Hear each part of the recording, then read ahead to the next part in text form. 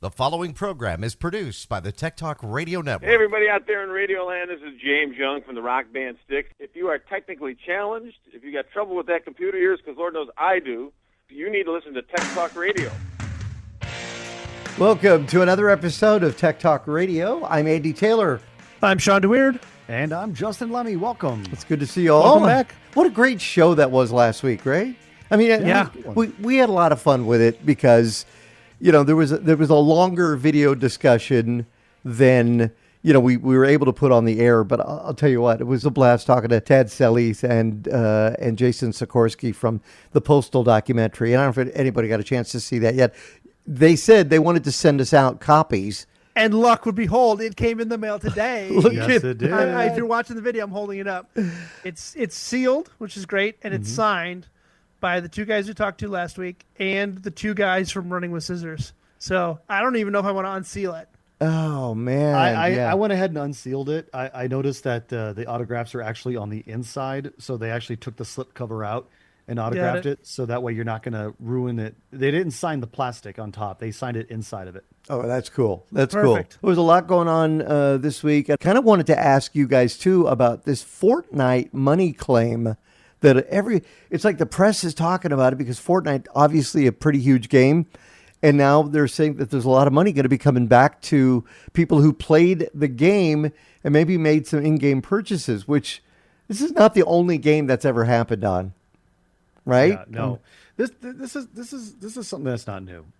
There's a lot of games. I mean, I maybe not a lot. I'd say maybe, you know, a handful of games that have done something like this. But I think that this one, because Fortnite is such a huge IP, that this kind of sets a precedent for this type of situation. You know, Fortnite is a very, very popular game with children, especially, you know, maybe let's say tweens or teens that play it. Not so much like younger kids and stuff. What's the premise in Fortnite? What are you going to do? It's a battle royale. Sean, you know battle royale, right? It's a battle royale game, right? You basically parachute in. It's all you can play in teams of 4, duos, or solo, and you basically try to survive to the end. But there's a couple different modes. Like there's a builder mode where you can build platforms and houses and stuff, and then there's a no building mode. But like any other game, there's microtransactions, right? You can buy skins, you can buy weapons, you can buy avatars, you can buy XP, whatever. XP boosts. Yeah, you can buy XP boosts and stuff. So back in 2022, the FTC basically said if you bought or if you were charged in-game currency for items you didn't want, your child made unauthorized charges, your Fortnite account was locked between these days, whatever, after disputing charges, you're basically eligible for refunds on some of that stuff. So people maybe saw these charges on there that maybe their kids made, and then the people of Fortnite locked the game out so nobody could play it?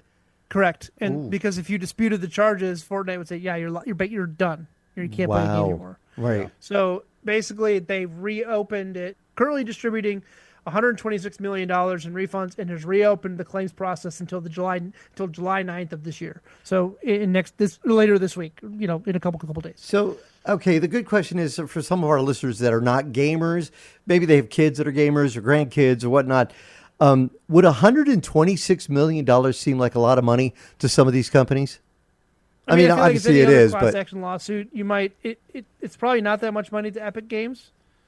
But Fortnite makes like $30 million a day. It's ridiculous. Wow. I play a game called Toon Blast, and it's a game you play on your smartphone, and it's a lot of fun. And lately I've been seeing ads for another one of their properties, I think it's Royal Match or Royal Kingdom, one of those. And they talk about the fact that you could, get the app, you could download the app, you can play the game. No internet is needed for you to play the game, and it doesn't cost you anything. And there's no in-game ads. And, I had somebody at work ask me, how do they make their money? I said, well, it's all in the artificial intelligence within the game that if you're doing good, you're going to get to a point where you're not doing good. Now, to get past certain levels, you can then buy, like they do in Fortnite, Loot Crate, or you buy, Boost, yeah. you buy a boost, you buy a package. You can buy, for $20 you get this, for $50 you get this, for $5 you can get this. You buy that, and that gets you over that hump. And it really is quite addicting for people who play the game. And yeah, they're being told by celebrities. I mean, they've got some big endorsers that are on television, saying, play this game because you don't have to be on the internet. There's no in-game ads. So why not have fun with it? Because they will make money off you, because they know. They actually have, from what I've heard, they have psychologists who decide at what point absolutely, yeah. the game is going to get harder. They've been doing that in games for quite some time, right? Yeah, it's all about psychology, and it's all about the gambling mindset, right? It's getting people hooked, give them that competitive advantage. Yeah, I'm doing really good, really good, really good. And then you slowly just trickle them back down, and you get them to where they're like, I might not be breaking even anymore, and you boost them up a little bit, and you bring it back down. I have a very good example, and that's actually happening right now. I just picked up a new game, and I've been wanting this game for a while, but I've been reading the reviews on it, and it's on Steam because we got the Steam summer sale, so there was a bit of a discount. But it's PGA Tour 2K25. So really? It's the latest edition of the PGA Tour golf simulation. I wanted this game a long time ago because I've been itching for a golf simulator. But there isn't anything out there except for this. And I kept reading the reviews, and the reviews kept saying the same thing. It's microtransaction heaven. Like, they constantly want you to buy. Get your player to the next level. Buy this, buy that. Buy this new shirt. Buy this new hat. Buy this new golf club. And I'm like, okay, well, I really don't want to do that. I just want to play the game. But then I finally, before I bought it, I read a review. And this review was super long. And the guy was like, look, if you're sitting here looking at this game like it's a Fortnite, like extremely, right away, just succeed with everything you do, then this is not the game for you. This is a simulation. This is a golf simulation, and golf is hard. You have to grind through it. You have to learn. You have to get better. If you think you can just simply buy your way to the top, then you better have a lot of money. If you don't, enjoy the game just as it is, because this game is perfect. And I read that review, and I was like, okay, I'll give it a shot. Right. So I bought it, and I'm killing it. I'm killing it. I'm like 12 under par compared to like everybody else is like 3 over par. Right. So I'm winning every single match. But here's the thing, to Sean's point. They're going to get you to that spot where you're addicted. You're like, hey, I'm doing good. I'm doing good. I'm doing good. And then they're going to hit you with that tournament, in this case, the golf tournament, and you're going to suck. And they're going to be like, hey, for an extra $10, we can bump up your stats a little bit. I bet you that's coming down the line, because I'm like, I am not this good of a gamer. Yeah. I don't understand how I'm beating these guys so hard, but it's so much fun. It's funny because I do play Royal Match, Royal Kingdom, and Toon Blast. I did notice, like, if on my iPhone, which I still have an iPhone, I don't use it. It's there. I've got my iWatch, my Apple Watch, tied to that. And once in a while, I'll see, hey, I've got Toon Blast or Royal Match on this. Let me open it up. I haven't played it for a while. And it will right away it'll say, welcome back. And it will give me all this loot. It just gives it to me. And I'll be like, oh, cool. And I'm playing it. And these levels are the easiest I've ever played. I'm like getting through them and just so many moves. And I'm thinking, that's kind of weird. And then I'll just stop playing. And that's the thing. Like you said, they want you to, because they'll get to a point where all of a sudden you'll have one move left to get to the next level, and you won't be able to do it unless you buy this. And so, yeah, it's, Andy, do you want to know what the January 2024 monthly revenue was for Toon Blast? What was it? $37 million. Oh my, just in January. Just in January, they have made $2.6 billion lifetime since 2017. Right. And to put this exactly into, how they make the money. To put this into perspective, right? So take that 37 million monthly average, and Fortnite in 2024 grossed 4.9 billion. Oh my Lord. which is 13,400 and whatever, Yeah. $13.42 million a day. When it comes to your games, then, would you prefer, and would most gamers prefer a game that you just buy outright, $50, and you don't have to buy any loot, You're or never do gonna see you that still again. have to do that? You're never going to see that again because the lifetime of games is so long, and they have to be able to support server side content. Well, it's not even just that too. So we have gotten to the point now where developers are the ones that actually make the game. They're the coders, they're the artists, they're the producers, they're the directors. These are the people that actually make the game. These people are given such a unrealistic timeline by the producers. These are the ones that are giving them the money to make this game. Right. And these developers are releasing games that are unfinished, full of bugs, and full of microtransactions because the publisher just wants to make a quick buck. And then what happens is whatever is left over of the player base after most of the players have vacated the game, they will finally then say, all right, we're going to start improving the game. We're going to make patches. Stick around. Don't worry. It's another psychological thing. Like, yes, we understand the game sucks, but bear with us. We're working on it. We're going to make it better. And this is just simply putting the carrot on the stick in front of the horse. It's literally just stringing you along to keep you engaged, to keep you playing as long as they possibly can to get every single penny out of you. It's got to be difficult, though, for kids because, I mean, I think as adults, we can get suckered into that pretty easily. But for kids, I think it could be worse. It's always just $1. Oh my God. It's so horrible. Yeah. Erica's already spent like over $150 on Minecraft. Yeah. What was the Of game? my money. What was the game that we were playing a few years back where all of us were spending money on it? It was an action game, top down. You're talking about Fall Guys? No, you're talking about like oh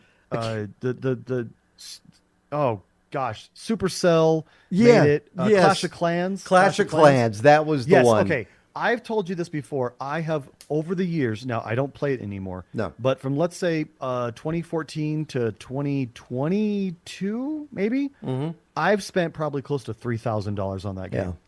It was a very addictive game. I got into that as well. And you get to the point, you could do this. At their heyday, Supercell was making $150 million a day. Wow. There's another one I play, but you see, and this is the opposite of it. Would you prefer ads in a game rather than that? Because I play Words with Friends. No. Which I get ads. And I would prefer a game that cost me $100 that has no ads, no microtransactions, but yet there's going to still be updates yeah. if there's a bug. But those updates would cost. No. If it's a bug, it's a bug. You fix it. Right. If it's DLC, if it's like, hey, we expanded it, we added new content, yes, I will pay for that. But microtransactions and anything else, no. I would rather just pay $100 straight up for the game. When you look at a company like Microsoft and you look at Windows 11, that's we're now less than 5 months. October 14th is the day that they say everybody wants to change it. They keep putting out, well, we may just extend it, Windows 10. They've lost something like 400,000 different licensees over the last Over the last 3 years, Windows has shed over 400,000 Windows licenses. So where are they going? Are they going to Mac or are they going to Linux? Even Mac, I just read an article about this today because those numbers are coming out. Even Mac's subscriptions are down. Right. Not subscriptions, but the Mac share is down. Could always Market be share. too. Our smartphones. What about Linux? Yeah. Linux is still the bottom, obviously, but their shares are up. See, more people are there you using go. Linux, but more people day to day are using iOS or Android or Google. Yeah. So think they're about it. More people are using their phones than PCs. Yeah. You could do everything with it. You could play games. You could do papers. You could do reports. I don't know. It just makes you wonder. You're onto this market where tablets and phones are going to supersede PCs. Right. Just because of the convenience. Yeah, it's going to be interesting to see where it's going to be in the next few years. But I just wonder about this whole, is Microsoft just doing a cash grab? I mean, they've got the manufacturers, I'm sure, love it because this is an opportunity to sell more PCs. And the fact is, let's face it, when Windows XP came out, we held on to it for a long time. And, we weren't buying anything else. Microsoft kind of changed their strategies over the years and finally said, no, we need to change these up a little more often so that, the company can make money. So then, they instead of putting out Microsoft Office as a package, it became a software and service. So we had just talked about this today, right? XP was officially released on October 25th, 2001. Right. There wasn't another Windows release until 2007 with Vista. Wow. So it was 6 full years of development into Vista with no new operating system. And then 8 came along 5 years later, 2012. That was awful. Well, actually, 2007 and 2009, right? So I'm sorry. You missed 7. Yeah, They were out of order when I searched them. 7 was good, yeah. So 2000. So only 3 years, less than 3 years went by before Windows 7. Then 3 more years, and then it was 6 years until 10. So we talked about this before. I don't remember how many months ago it was, but we all know that there are 2 teams that work on Microsoft Windows operating systems. There's the blue team and there's the gold team. And I don't know which one is responsible for which, but they alternate operating systems. So if you look back all the way back to Windows 95, okay, Windows 95, it was okay. It was pretty good. Yeah. Then Windows 98 came out, sucked. OSR2 fixed it. Windows 98 Second Edition, which was amazing. Yeah. Then they came out with Windows 2000. Not really that good. It was more geared towards servers. Yeah. Then they came out with Windows XP. Amazing. Yeah. And they came out with Windows ME. Sucked. It was awful. Then they came out with Windows 7. Right. Or no, wait, Vista. I'm sorry. Vista. Vista. Yeah, Vista. Awful. Yeah. Yeah. Then they came out Windows 7. Amazing. Yeah. Windows 8 sucked. Windows 10 awesome. Yeah. Windows 11 sucked. What does that pattern show you? That we'll see Windows 12 by next year. Windows 12 is going to be awesome, and one Right. team knows what the hell they're doing. The other team doesn't, it seems, because every team that works on the ones that have been sucky continues to work on the sucky ones, whereas the other team works on the good ones. So if the history holds true, Windows 12 should be amazing. I'm just thinking, so I know we've talked about this. So I'm going to talk about this new laptop that I bought. We've talked about Copilot and how we're just so, ugh. The other day, I was going through this new laptop, and it has the Copilot key on it. And I was trying to figure out, how do we change this? You know, I mean, I'm trying to remember the steps. So I hit the key. I went ahead. Oh, I took the step. And I hit the key, and it wanted to, do I want it to do everything? Do I want it to run this? No, I just want an answer to my question. And I asked my Google Assistant the question, and I asked the Copilot, and actually Copilot gave me a pretty good answer, as well as the Google Assistant. So, you know, the thing is, I think we're going to continue to see them integrating stuff like that is going to feed back more information then that information could be used for advertising. And then we're going to see more ads in the OS. Sean, you've talked about this before. The ads within Windows itself are getting to the point they're kind of annoying. Well, I'm never going to get it, but I can have a wish that I get a bare bones copy of Windows. It exists for government clients. Yeah. A bare bones, no ad, no tracking. You can do it with PowerShell. Yeah, I know. Yeah. I don't want to. I want to be lazy. I want it without. I'll pay for it. I'm already paying for it. Come on, bro. Yeah. But the one that really irks me is when I hit the Windows key and I type in what I want to do, and it opens a Bing window and searches it. Yeah. Oh, God. yes. That's what just really. I don't want to open Edge. I just want you to search my computer for the thing. You know what grinds my gears? I don't want recall. I don't want this recall they're throwing out there. Yeah. I don't want it taking a snapshot of my computer and putting it into the cloud every 15 seconds. I don't want to ask Copilot for it. I just want it to search my computer. How hard is that? Yeah. Yeah. The ingrained Windows search used to be great, and now it's so bad. And nobody, I'm sorry, Microsoft, Mr. CEO, if you're listening, nobody likes Edge. Nobody likes Copilot. Nobody likes Bing. Yeah. Just seriously, stop. Just stop. Can you bring back WordPad? Can you bring back Clippy? That's what the AI is. It's Because Clippy. everybody liked Clippy. Nobody liked likes Clippy. Bing. I hated Nobody Clippy. likes Edge. Clippy was ahead of his time. The only reason you use Edge is to download Firefox or Chrome. That is true. And then that got blocked. Did you? I don't know if you saw the story from a few weeks ago that for some reason Google was not showing up on Windows 11 machines. They were having a hard time with that, and it was ticking off a lot of people trying to figure out why.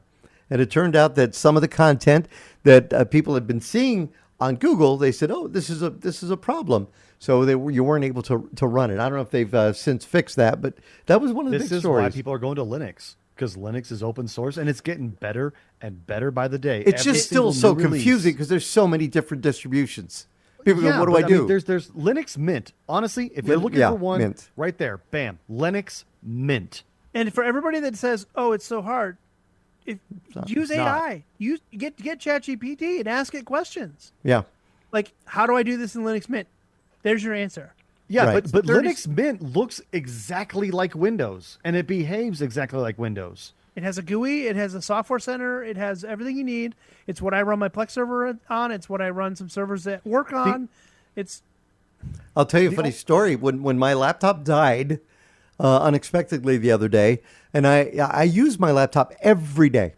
I went and I found the Asus that had been in the travel bag that Gloria has and has not fired it up for at least a couple years. So I went ahead and fired it up, and then I had to run a ton of updates. It took a whole day to do the updates. And then I went to look at it. Oh, this is a Celeron processor. Oh, this is no good. It was dog slow. And I was like, oh man, what are we going to do? And then I found that the old Dell computer that we used to use back on Tech Talk Radio. I want to say back in 2002. I mean, this thing, it probably was later than that, but either way, I found this old laptop that I installed Linux Mint on, Linux Mint 22. And I fired it up, and I was able to get a couple things done with it. And I thought, wow, this is an old computer. Couldn't do that anymore. They make it so difficult. But Linux, Linux worked on that. That's why more people are going to Linux. Honestly, Linux Mint. The only downside to Linux Mint, or just Linux in general, I should say, is you can't run every single program on it because most programs are written for either Windows or they're written for Mac. However, with that being said, now that more and more people are choosing to go with Linux, the Linux application library is growing. You can even run video games. Yeah. You can get Steam. You can get Xbox. You can get them on Linux. Right. So, yeah, I mean, I would say at this point in time, as of, July 1st, July 2nd, 2025, you can probably run about 90% of your programs on Linux. And Sean, you're familiar with Alternative 2. Can you find Linux? It's one of my favorite sites. Yeah. Can you find Linux programs within alternative2.net? Oh yeah. Of course. Yeah. You can find Linux distributions on there. So if you don't know which one you want to get, just type Linux or just type in Linux Mint or Debian or Ubuntu, and it's going to give you a list of all the other distros that you can get. And depending on how tech savvy you want to get, I mean, but like Justin said, Linux Mint is the easiest. It's based on Ubuntu. It's based on Ubuntu, and it took me. I'm good with computers, but it took me less than 5 minutes to download the software, burn it to a USB drive, and get it started installing on another computer. Yeah. Not bad at all. And once you get it set up, it looks and acts and feels just like Windows. And with the emergence of AI and LLMs, right? It's so easy to, if you have a question about Linux that you don't know the answer to, just type it into ChatGPT or type it into Grok, and it's going to spit you out a really good answer. Yeah. It's going to help you learn. Okay, yeah, there's a little bit more involved with Linux, but just give it a shot. If you like computers, if you think you're good with computers, give Linux a shot. Just try it. If you have a 4-year-old laptop or a 5 or 6-year-old tower that's just sitting on a shelf collecting dust and you don't know what to do with it because it can't run Windows 11, put Linux Mint on it. There you go. One real quick point. The best part about Linux is that they're not a lot of viruses for Linux because Linux is very, very secure. So keep that in mind. All right. We'll be back with more of Tech Talk Radio. I'm Andy Taylor. I'm Sean DeWeird. And I'm Justin Lemmy. Find us on TechtalkRadio.com. We'll be right back. Now, back to Tech Talk Radio. So before the break, we were talking about Windows 11, Linux, moving to Windows 11. We're in the process of right now because the support for Windows 10 ends in October. Yeah. So we're migrating all of our Windows 10 machines to Windows 11 per the university policy, et cetera, et cetera. Now, are you having to pull motherboards and all this other stuff, or did you just need to for the change? most part, it's been pretty smooth, right? We've been able, with the security policies, get the most up-to-date version of Windows 11 pushed forward, but we've had some troubles with some other older motherboards that are struggling. One specific server, we have a server that runs a TriCaster. Justin probably knows that it's a little video switching software. I tried to put Windows 11 on there, so looked up the motherboard, said everything supports Windows 11. It just doesn't have Secure Boot enabled. Perfect, cool. I'll go into the BIOS, enable Secure Boot. Uh-oh. It didn't reboot after that. What did you get? Nothing I could do would get it to reboot. You can't even get into the BIOS? It wouldn't even post. It wouldn't even post. Wouldn't even post. So I did a little Google-foo. This specific Gigabyte motherboard had issues when enabling Secure Boot with a MBR partitioned hard drive. It would try to read the MBR partitioned hard drive, and it would corrupt the BIOS. Oh, my gosh. But you couldn't you just do a CMOS reset on it? Tried it. The BIOS was at the chip level. The BIOS was corrupt. Oh no! Oh so no! I was like, "This is a production mod. Like this is a piece of production that we use. Like I have to get this back. What can I do?" Emailed New Tech and said, "What can I do?" Like, this box doesn't support Windows 11. That's what they told me. They said it doesn't support Windows 11. I was like, "That's a lie. The hardware can support it. So what's the deal?" They said, "That's it. You guys don't pay for a service contract, so therefore I can't help you anymore. It doesn't support Windows 11." We're going to hear a lot of that. So I kept searching. I was like, I've got to be able to fix this. I could reflash the BIOS. So I was like, you know what? I'm going to take on a challenge. So I bought a CH341A programming tool. Really? On Amazon. Wait, what exactly is that for our listeners that might not know? It's a USB stick, and I bought a dongle that it's 4 pins, or it's 8 pins that clips onto the motherboard. I literally clipped it to the BIOS chip. Okay. On the motherboard, plugged it into USB into a Windows computer, and downloaded the proper new updated 2025 version of the BIOS for this motherboard, and flashed it to the BIOS chip. That's amazing. That's awesome. It was and it worked. It worked. How did you feel when you rebooted and then it came back up? I stood up and did a little dance. It was one of those things where it's like, okay, this is the last thing I can try. It's either this works or it doesn't. So how much did that little chip thing cost you? $15 on Amazon. And did you pay that yourself, or did you use a company I bought it by card? myself because it's like I screwed it up. Okay, I so want to try it. how much did they pay you back for that? I got the $15 back. Yeah. Oh, that's it? You only got the 50? Did they not even buy you lunch? No, they buy me lunch all the time, but it's I got back what I paid for it, right? Because my boss is on vacation, so I had to make a call. I paid for it, whatever. Yeah. Got my money back. But it was pretty cool to be like, I'm in this programming software called NeoLoader. All right. What's it? Yeah. Let our listeners know about this. It's if you feel like up to the challenge and you have physically access to the motherboard, you can buy this flasher and the adapter. It's a clip. It looks like a gator clip, and I clipped it right onto the chip. Wow. And read the BIOS off of it. So I backed up the BIOS that was on it, and then downloaded the new one from Gigabyte, and flashed and just clicked flash, and it wrote it to the memory. Plugged everything back in, plugged in the graphics card, plugged in their custom PCI Express board, and it booted.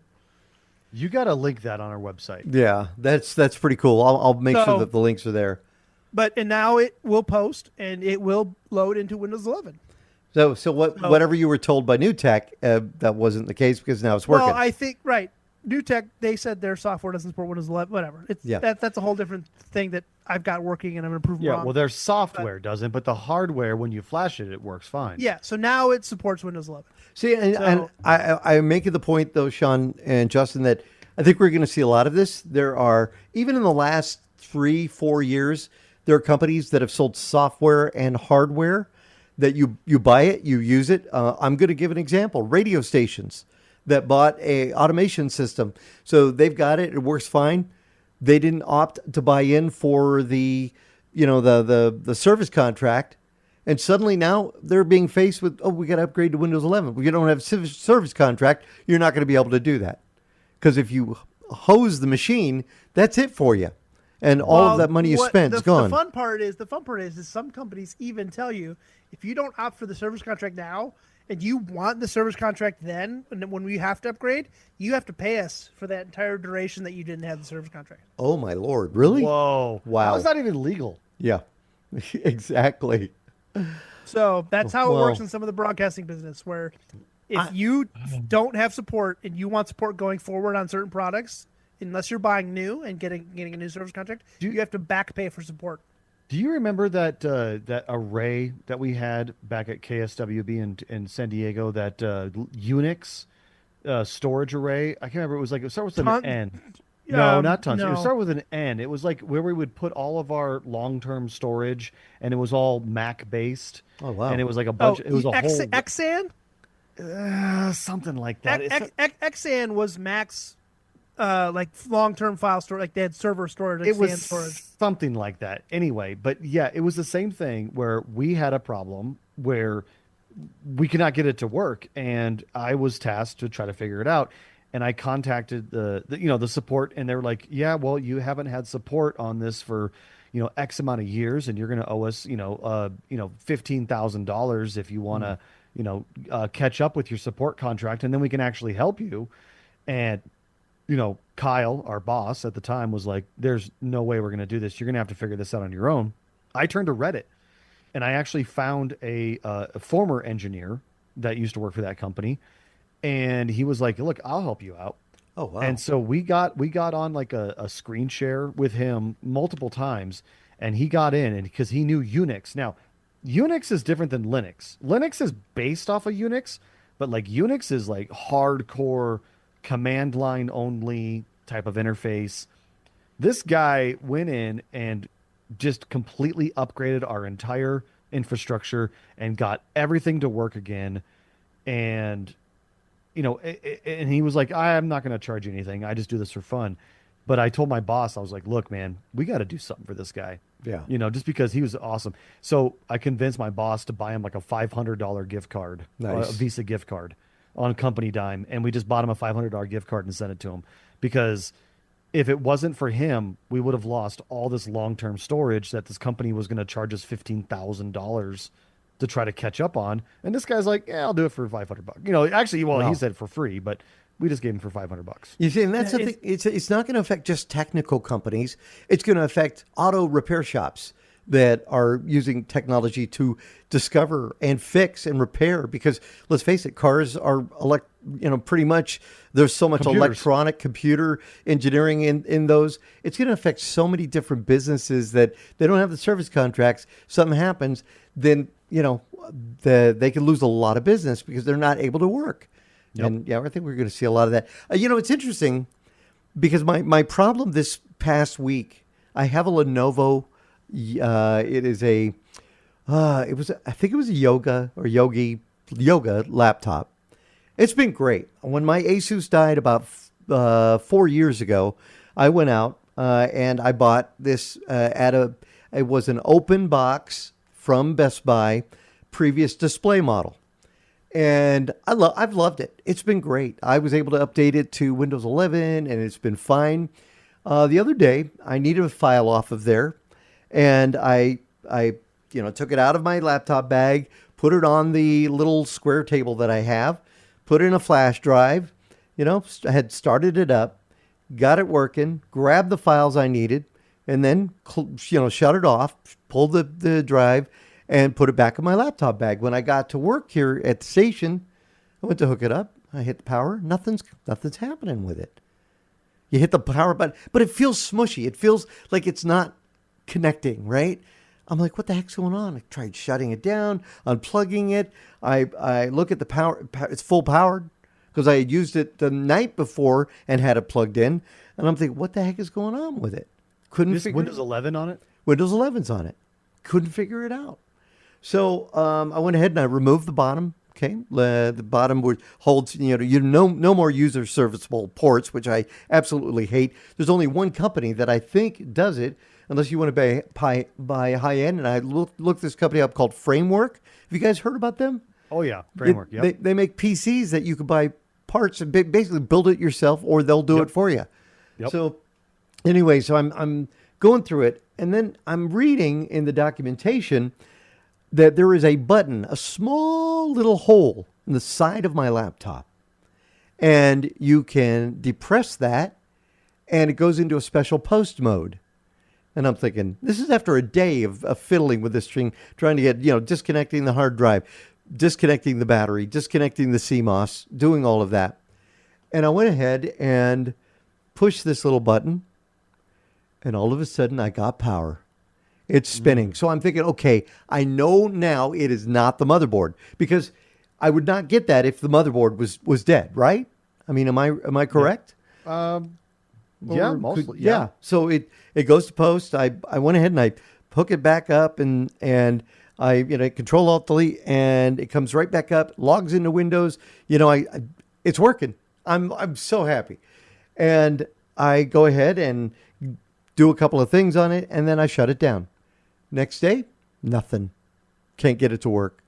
And so again, I pulled everything again, hit the button, nothing. Get nothing coming out of that special button now. And then one moment, it came up.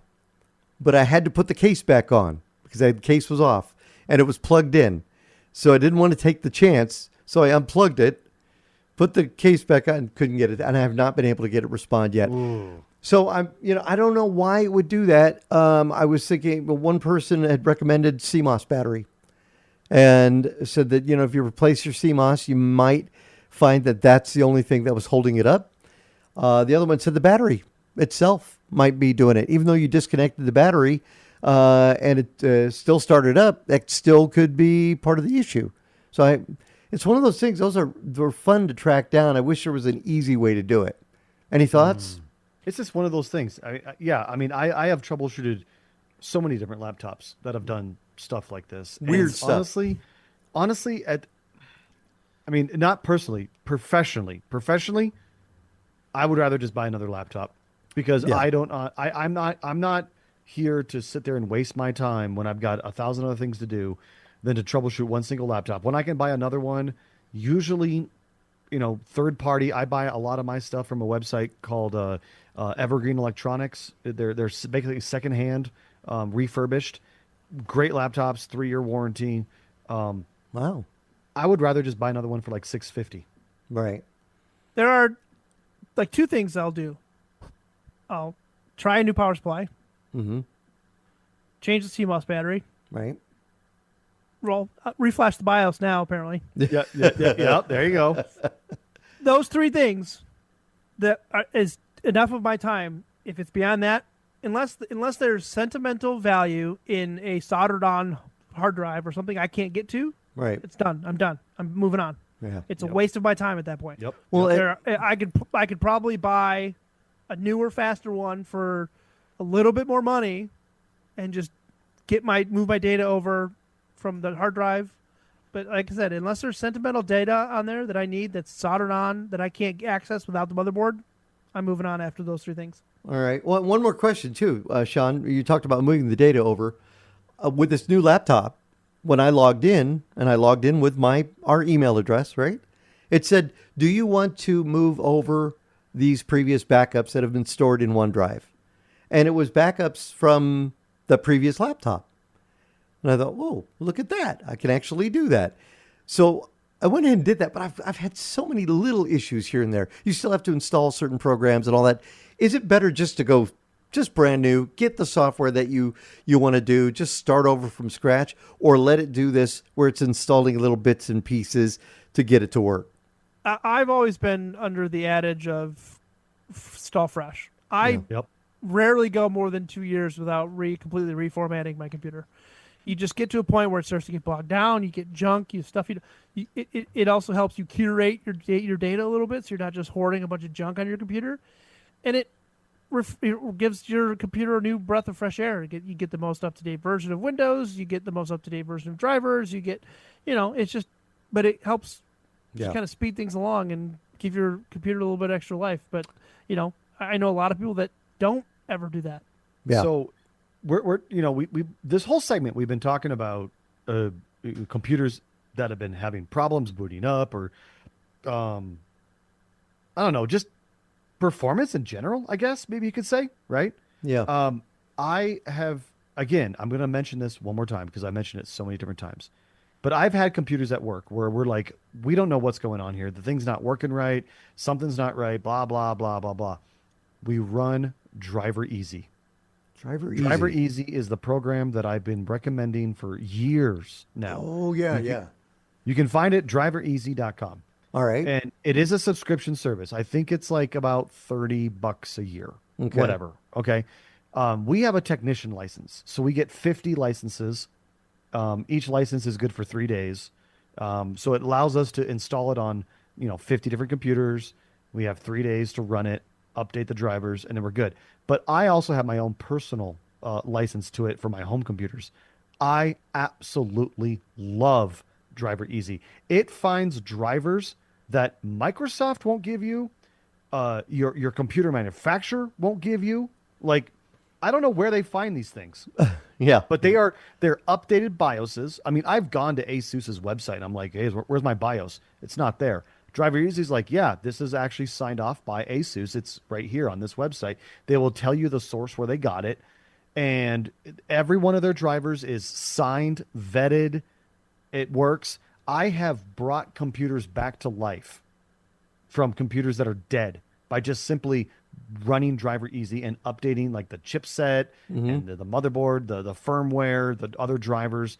I have brought computers back to life. I have brought computers that are like, oh my God, this thing is so slow. I don't understand what's going on. Run Driver Easy, update about 30 or 40 drivers that aren't listed on Microsoft.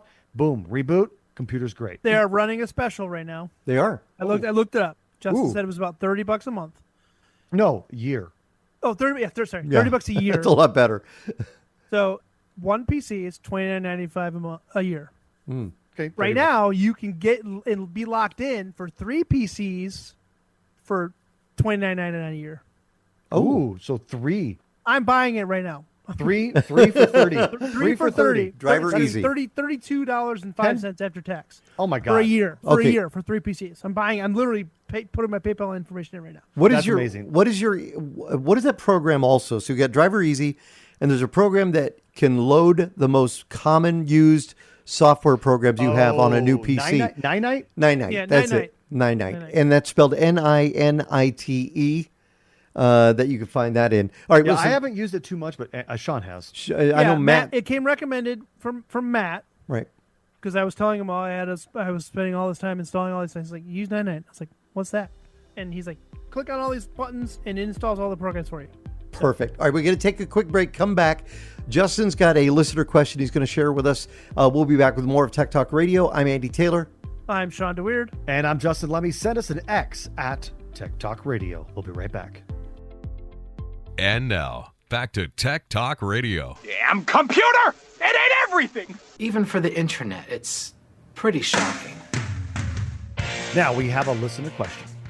This is an interesting one because I have a very simple answer to this one. But the question is from Shannon in Tucson. It says, how do you clean soda pop that has been spilled on a keyboard? Oh, no. Shannon, the simple answer is you don't. You buy a new keyboard. You really...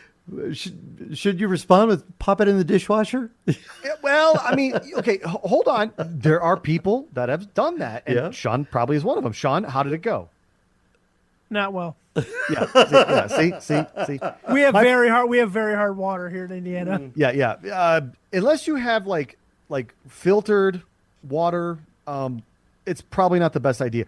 Honestly, the prices of keyboards have dropped down. Now, if you're talking about a super expensive mechanical keyboard with LED lights like I have here, like I don't know if I can show this on the screen, but yeah, something like that. That Razer? Is that That's a Corsair. A Corsair. I would say you are just going to be just buy a new keyboard. It's going to take you so much more time, so much more effort to try to clean up that soda than it is for you to buy another keyboard. Now, if you spilled it on a laptop keyboard, you're extra screwed. Oh yeah. If you spilled it on a laptop keyboard, Yeah. especially, I mean, you have some that have the mechanical butterfly switches. You have some that have the membrane switches. If you have one with the membrane switches, it's never coming out. Yeah. Nope. Oh yeah. So At that point, you need to take it to a shop. Say, how much do you give this for me if I give it to you for scrap, and buy a new computer? You know, it's interesting with this new laptop that I bought, which is also a Lenovo. It's the Yoga 7. It's a 2-in-1. I get pop-ups now, which are a little frustrating. But I get pop-ups from Allstate that I can actually get an insurance package to protect my laptop. You can disable all that stuff. Yeah, I'm still going through it. I did the install where I let it run data from, the other computer, and now I'm not liking it. So I think I'm going to start over. Just start over, deactivate some of the programs that I'm on there, and just start over from scratch. We got one more listener question from All right. Nick in Green Valley. All right, Nick. He says, I was looking at USB flash drives and saw a lot of different ones. We love USB questions. Yeah, Kingston, SanDisk, etc. And wondering, is there a better drive than the others, or are they all the same? I mean, I know, Sean, I know you're going to have an opinion on this, but there are different caveats to it. But overall, you're almost kind of just akin to like comparing like Ford, Chevy, Dodge. Okay, Yeah, they're it's all brand vehicles. preference. They're all gonna do what they say they're gonna do. Some might last a little longer than others. Some might perform a little bit better than others. Depends on the engine, right? Or what the specs are on the USB drive. But in general, like Sean said, So I think you're looking at form factor at this point, right? Right. Do you want USB-C? Oh, Do you good want point. USB-A? Right. Do you want one that'll do both? Because they make them. I want FireWire. You have to be difficult, don't you? So it's funny. So you said FireWire, but the new version of Mac OS, iOS 26, is ending FireWire support. Just FYI. After a gazillion years, but it's akin to personal preference, right? It doesn't matter what brand. It's all about size. It's going to be about whether you want SanDisk or Kingston or Corsair or whatever brand you want. But just make sure you're buying from a reputable source. Yeah. I would personally go and buy it physically in a store because it's buying on Amazon. You're likely to get, you're not, I mean, the chances are low, but it's not zero that you will get a drive that is incorrectly modified or improperly modified and will be fake. I'm not sure about that because my wife has always told me that size doesn't matter, and I just don't quite I don't know if I agree with that. Justin, it's because you're stuck in the 80s, dude, and you're still using a floppy drive. Well, Get okay. with the times, dude. Okay. All right. Okay. I'll give you that one. Here, I've had a problem lately with PNY drives. I don't know what happens, but after a while, nothing out of them. Not a thing. And then I've had a couple of SanDisk, which I really like. SanDisk drives. I've had a couple of those go as well, where suddenly you can access them, but you can't store anything else on them. You can't move anything. I've tried using different programs in there to wipe them. Nah, can't do it. So I don't know. I wouldn't spend a lot of money on them on a USB flash drive, but again, just I mean, you're looking at like 128 or 256 gig, $40. Yeah. $60. I mean, I guess it also depends on what you're going to use it for. Are you going to use this? Is this going to be your daily driver? Are you going to be constantly writing and reading to this flash drive? Because if so, yes, you're going to want to spend the extra money. But if this is going to be something you're going to put a file on it and then come back a year later and access it, dude, it doesn't matter. Yeah. Yeah. And if just a reminder, if you're using it for like archival storage, right, it behooves you to every year or so copy the data to a new drive or copy to a third party, right? It's the three point solution, right? On-prem, on computer, and cloud, right? Those are your 3 points of failure for backups. So like, you should always have a copy on your computer. You should always have a copy on a flash drive and a copy like in the cloud or off-prem. So just that data does degrade over time. It takes a long time, but it can degrade over time. So you want to make sure if it's important, if it's security, if it's your Bitcoin key, if it's whatever, you want to make sure that you're making sure that you copy that data. I would say at least every 1 year. Also, be careful where you're storing your flash drives too. If you got them, don't leave them in the car where it might be, especially during the summer where it might get hot. For us out here, that's bad. You don't want to leave any technology, even your dash cams. You want to pull off your windshield if you can do that, especially in the summer heat. And definitely don't leave your kids in the car. Well, yeah, I mean, that's a given. That's don't leave technology or your kids in the car. Yeah, exactly. But you got to be careful where you keep them. You put them near magnets. You put them near other devices. That can also be a pain. I think I've seen that before, where somebody had a flash drive on a file cabinet being held by a magnet. That's just I've seen the old ones where people like put old floppy disks. I showed you guys that because I did it as a joke where I wrote system boot drive and stuck it with a hard drive magnet to the side of my desk. Yeah. Oh, hard drive magnets are the best. I've been destroying and pulling apart hard drives, and that's the best thing about them is getting the magnets. I just love it. And one more tip: don't plug your flash drive anywhere you don't want your data to be taken. Like if you don't want it, don't take it to somebody else's computer and plug it in, unless you know them. Don't take it to the airport and plug it into some. It's like just like USB ports, right? You don't plug in unknown sources into your computer. Don't plug in flash drives you pick up off the street. Yeah. But just be careful where you're plugging your USB sticks. Good point. Well, that could also go for just mail in general, being a mail in general. Yes, sir. Yes. All right, we'll be back with more of Tech Talk Radio. I'm Andy Taylor. I'm Sean DeWeird. And I'm Justin Lemmy. You can complain at facebook.com/Tech Talkers. We'll be right back. Thank you. And now, back to Tech Talk Radio. Well, I know that Sean has experimented with astrophotography, has introduced us into some really cool content when it comes to outer space, and you've talked to have you talked to some of the astronauts? Have you listened to the astronauts up on the space station? So I've done QSOs with the space station with other people. So bouncing off, but the QSO is basically confirming a radio signal. Oh, okay. So like amateur radio. When the space station goes over, there is a transceiver up there, so you can send a VHF signal and receive a UHF signal. So I can, with my ham radio, talk, and then other people can then talk back to me off the repeater on the space station.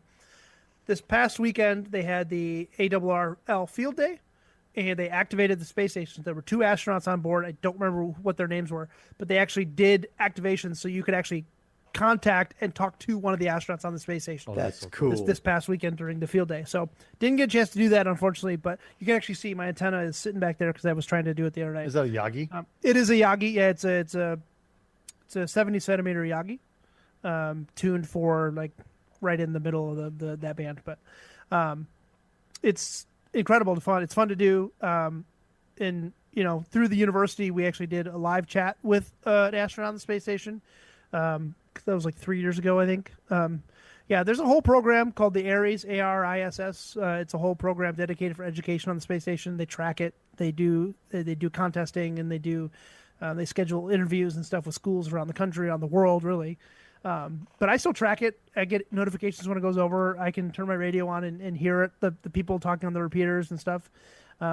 There's a whole community just around contacting the space station. But I don't know if you saw this, Sean, and I know that you would be totally into this. This is cool because when there have been launches or, these events that have taken place, a lot of people tune in.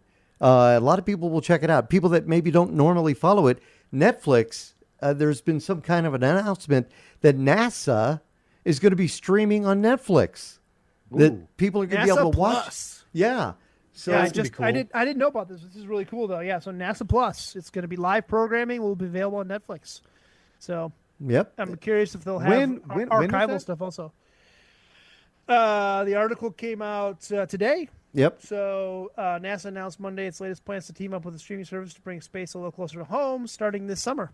This is going to be great. Okay. It's All going to right. be good. Sometime in the next month or two. Right.